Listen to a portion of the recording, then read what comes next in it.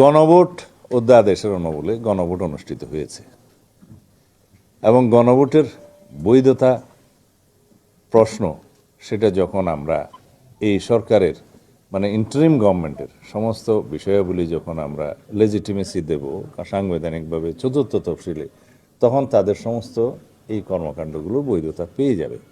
আর আইন হিসাবে বিল আকারে এটা কেন অনুমোদিত হয়নি, এই তো আপনাদের কথা। এটা তো ফ্যাক্টাম ব্যালট, এটা ঘটনাক্রমে সিদ্ধ।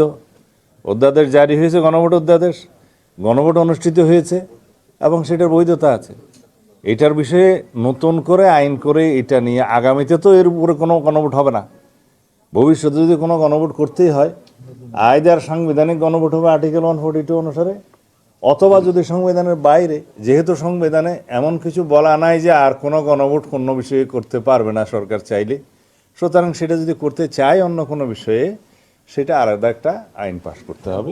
সেই হিসাবে তখন একটা নতুন গণভোট যদি প্রয়োজন হয় হতে পারে।